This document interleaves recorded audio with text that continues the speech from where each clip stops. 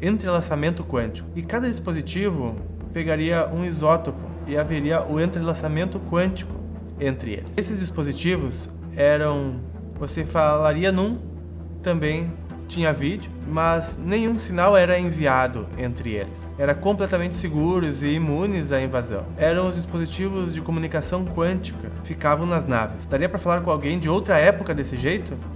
Tudo que está entrelaçado quanticamente, mais que separado em dimensões, em realidades, em tempo e espaço, continua ligado. Se víssemos uma dessas naves, como seria? É quase uma grande container enorme. Qual é a forma de energia dessas naves? Tipo container, tem um sistema de propulsão mais avançado? Tem sistemas de propulsão mais avançados. Tem gente por aí viajando no tempo. E há colônias no nosso sistema solar. Tinham computadores, sistemas e computadores quânticos por muito mais tempo do que... Bom, antes de Bill Gates e da IBM lançarem placas-mães e chips integrados. Mas antes mesmo do Bill Gates começar a criar a Microsoft, esse pessoal no sistema solar já utilizava de computadores quânticos para cálculos infinitamente mais precisos do que nós hoje aqui na superfície.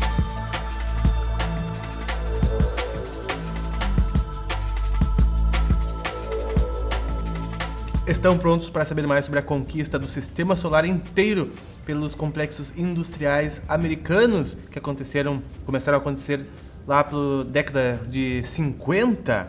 Pois é, que loucura, não? Não. Loucura é não saber de tudo isso. Então agora nós vamos acompanhar aqui a delação dos programas espaciais secretos americanos que eu te convido para assistir agora aqui comigo na Revelação Cósmica, agradecendo a tua presença, agradecendo o like, a inscrição nesta tradução que estou fazendo para vocês do canal de televisão americano Gaia. No último programa estávamos falando do conglomerado corporativo interplanetário e do uso do poder industrial, do poderio militar e corporativo dos Estados Unidos após a Segunda Guerra Mundial para gerar uma expansão muito grande. Você disse que havia uma base na Lua, pequena, construída pelos alemães, que foi bastante expandida pelo complexo corporativo industrial. E você também disse que houve fracassos em Marte, mas algumas bases ficaram. Algumas conseguiram permanecer lá. Depois, elas também foram retiradas, certo? Então, quantas bases duraram em Marte? E onde elas ficavam? As duas primeiras colônias alemãs que ficavam em Marte estavam dentro dos 20 primeiros graus das regiões polares. Teve uma em especial que eles usaram, que o conglomerado industrial usou para expandir e construir as outras. Esta ficava numa área de cânion, na lateral do cânion, e avançava ficando embaixo da superfície de Marte, não na superfície. E você disse que eles escavaram mais dentro da Terra. Com isso, que eu soube que eram armas nucleares de quinta geração, em que criaram uma explosão grande sem radioatividade prolongada? Sim. A que virou a principal era no hemisfério norte ou sul? O hemisfério norte foi onde a primeira base dos alemães, no começo, foi construída, foi erguida. E foi uma construção enorme. Foi construída para receber muitos engenheiros e cientistas. E também, perto dali, foi construído um complexo industrial, onde eles começariam a produzir os itens necessários, eu acho, a tecnologia necessária, vinda de matéria-prima encontrada em Marte, luas e no cinturão de asteroides. Pegaram a matéria-prima e transformaram em matérias utilizáveis e até compostos, e criaram o que precisavam nessas fábricas pequenas no começo. Então, o que se considerava a tecnologia desejada que eles construíram lá no começo? Qual foi a tentativa inicial? O que quiseram fazer? Eles faziam o que era necessário para expandir em Marte, certo? Então, no começo, eles construíram o necessário para ter mais infraestrutura lá. Construíram coisas em Marte com materiais locais, como disse, envolvendo sacos, depois fazendo concreto, de terra local, da esfera de Marte? Qual foi a técnica de construção? Você disse que essas instalações industriais que tinham faziam o que precisavam. Sim, eles construíam os materiais vinham da mineração, que acontecia em Marte, em várias luas e no cinturão de asteroides. Essas matérias-primas foram levadas às áreas industriais de Marte, mais distantes das colônias, e convertidas em materiais utilizáveis, fossem fundidos em certos materiais, colocados em tintas ou formas e convertidos em materiais, em compostos. Está falando de algo interessante, está descrevendo a mineração que não acontece só na Lua ou em Marte. Ainda não entramos no âmbito da... Acho que precisariam construir uns locais para fazer a mineração nas luas ou asteroides. Alguns asteroides são enormes, são incrivelmente grandes, a ponto de haver equipes de 3 a 4 homens vivendo nesses asteroides e operando. 3 ou 4, isto. E eles operam essas mineradoras que muita coisa é feita através de robôs e remotamente, por máquinas remotas. As matérias-primas são então colocadas numa nave cargueiro e levadas de volta a Marte, ao local onde precisa estar nas fábricas. Aí, as matérias-primas são tiradas da nave cargueiro e depois transformadas em materiais de que eles precisam. No episódio anterior, você disse que os alemães tinham descoberto, com ajuda extraterrestre, uns portais esféricos naturais, que podiam teletransportar coisas tão grandes quanto um navio de guerra a Marte ou outro lugar. Esses portais estão disponíveis para eles, nesses asteroides ou nas luas? Por que usariam um shuttle? É o que eu quero dizer. É mais prático para eles transportar esses materiais em naves de carga para o cinturão e para as luas, para esses locais, do cinturão e das luas para esses locais. Se víssemos uma dessas naves, como seria?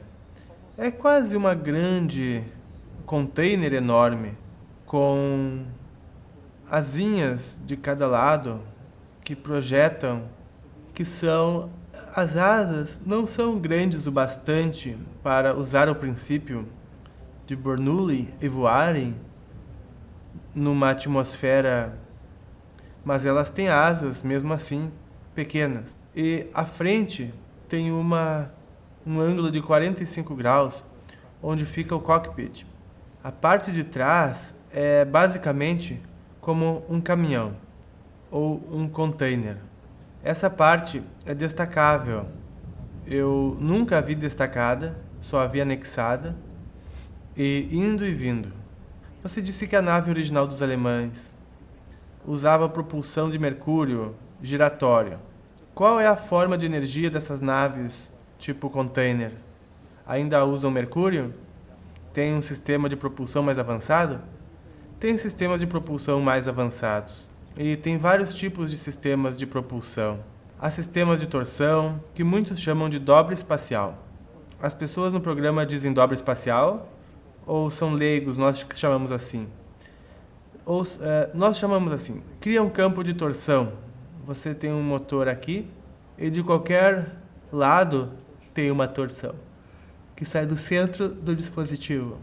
O campo, sim, o campo de torção.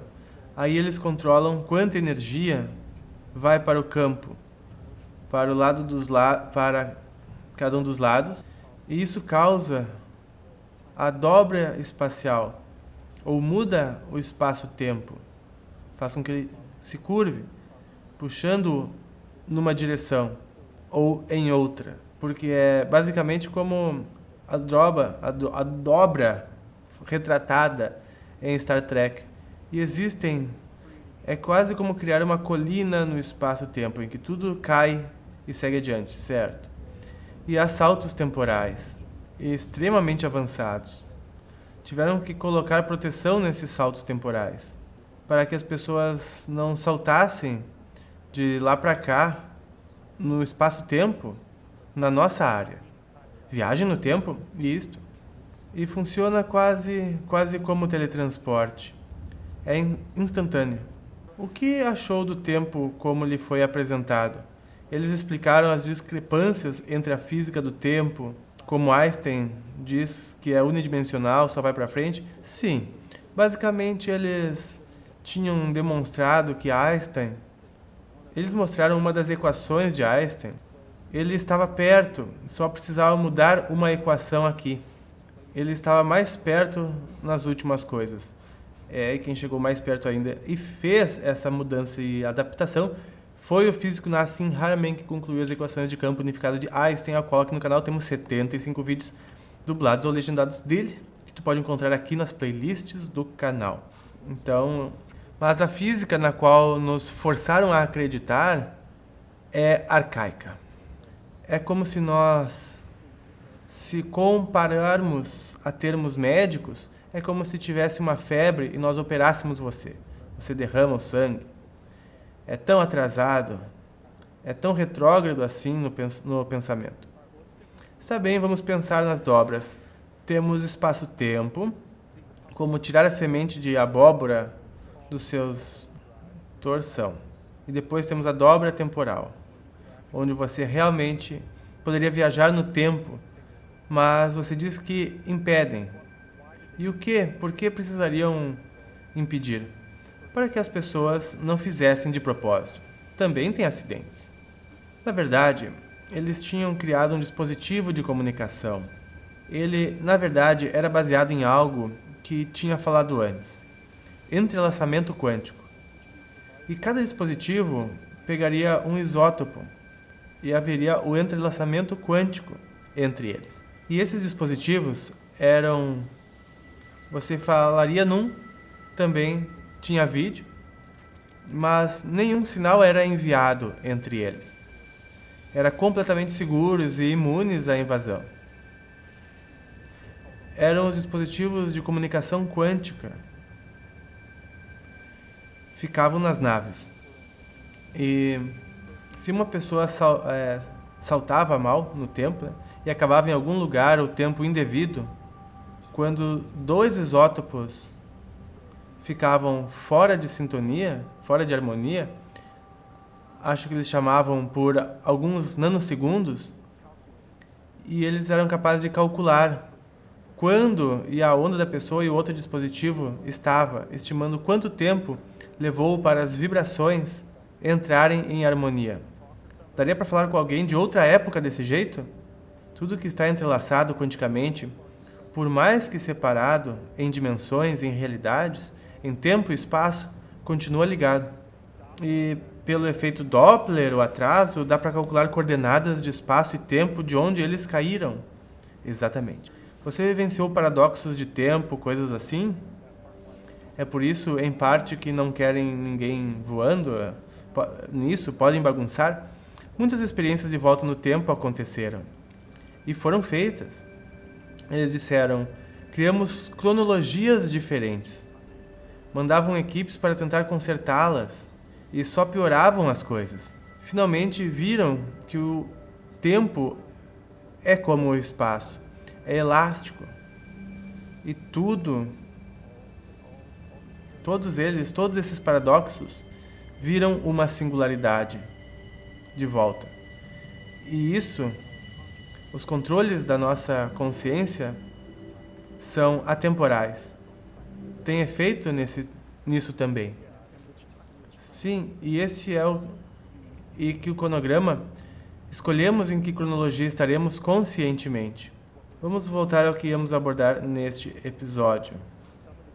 Tem gente por aí viajando no tempo. E há colônias no nosso sistema solar. Então, se olharmos para a história, temos a Lua antes, depois Marte. Quando depois de Marte e das colônias de sucesso deles, começaram a fazer instalações em asteroides e outras luas?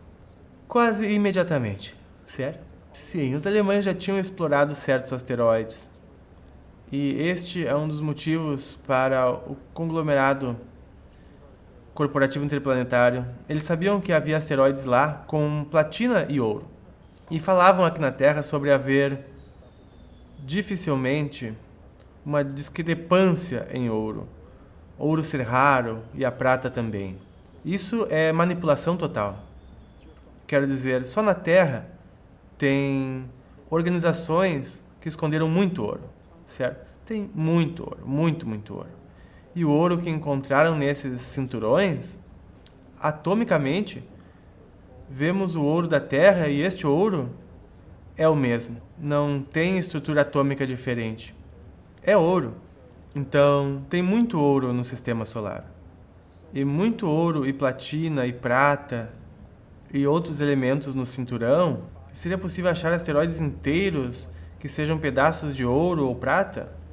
Bom, eu não diria que são só pedaços de ouro, mas tem muito ouro, que não precisa refinar muito para separar o ouro da a base, né, de pedra onde ele está.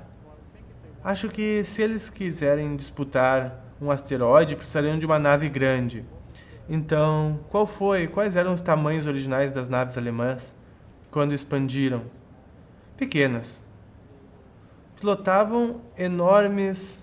Imagine um asteroide enorme e uma nave pequena. Estão pousando nos asteroides e criando locais de mineração. Devagar, eles vão cavando mais e mais nos asteroides, a ponto de ficarem cada vez mais ocos. Esses asteroides sempre são atingidos por asteroides menores. Há condições de trabalho mais seguras lá dentro. Muito do que acontece é dentro do asteroide. E quando reuniram uma certa quantidade de matéria-prima, fosse ouro, platina ou qualquer outra coisa, era colocado nessa nave container grande e levado ao destino, para ser transformado em materiais utilizáveis. Quando falei com o Pat Patterson, ele descreveu as propriedades interessantes do material bismuto.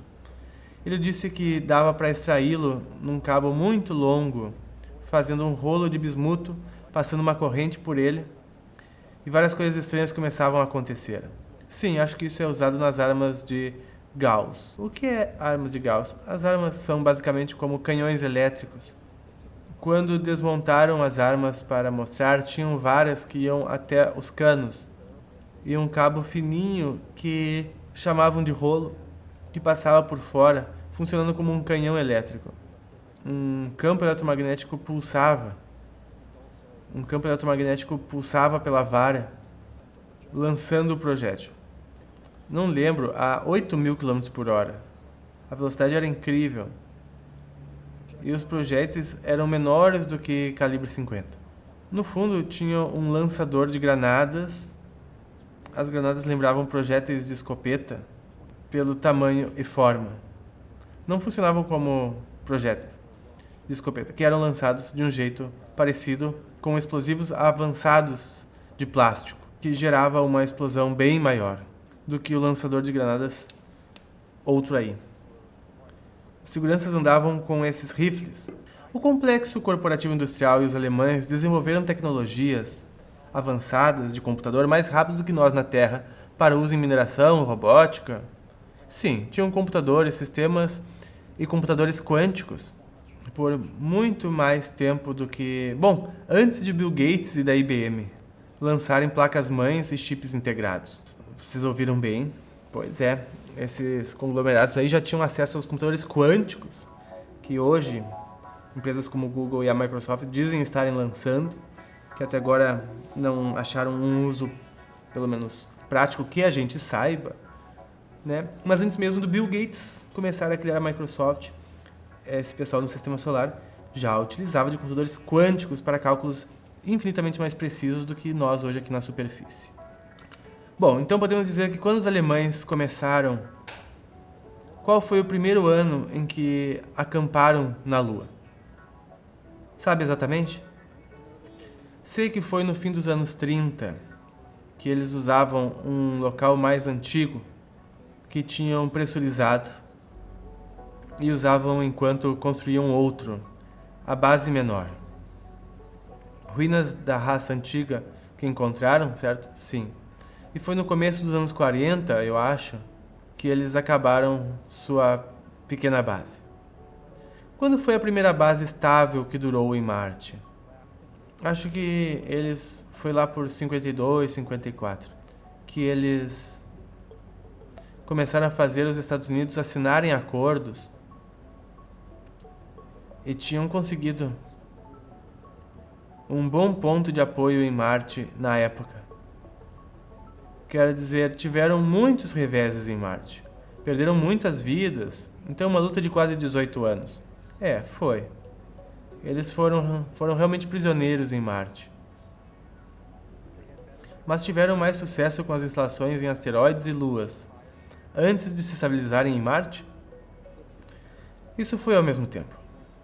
Quando conseguiram uma área própria, para chamar de seu próprio território, eles começaram as operações de mineração. E essas operações eram mais... Acho que quando um geólogo vai por uma área grande, apanhando pedras, pegando amostras, tendo uma boa ideia da área e depois rotulando certas áreas e redes, acho que foi mais uma escavação para descobrirem o que tinha lá. Quando achavam o que precisavam, começavam as operações de mineração. Alguém conhecido da Terra teve alguma demonstração disso para que ficassem quietos, um presidente ou primeiro-ministro, no início do processo?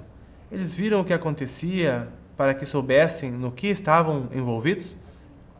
Acredito que talvez Eisenhower sim. Foi ele que, ironicamente, acabou como general na Segunda Guerra. Deve ter sido difícil para ele assinar os tratados com os grupos dissidentes alemães. Deve ter sido difícil. Mas acho que ele acabou depois, em 1952 as coisas pioraram, porque nós recusamos as ofertas, as exigências. Os alemães exigiram muita coisa. Queriam acesso aos Estados Unidos e aos nossos recursos, como parte de um tratado. E nós negamos. Dissemos não, demos duro nas negociações. E durante a Operação Paperclip, um grupo dissidente alemão secreto, sabíamos que a lei mais suprema em vigor dizia que os Estados Unidos não queria que seu povo falasse na existência de extraterrestres ou alta tecnologia. Usaram isso contra nós para nos obrigar a assinar um tratado. E no processo, sei que provavelmente Eisenhower deve ter, juntamente com outros figurões que só tinham olhos para o dinheiro, visto tudo aí, e os figurões toparam tudo, 100%. E quiseram explorar tudo o que a Alemanha tinha encontrado. Claro, faz sentido. Não tenho muita noção, você disse luas e asteroides. De que luas e asteroides falamos? Quantas luas há no sistema solar? Porque há muitas luas no nosso sistema solar, sim. Pelo menos 100.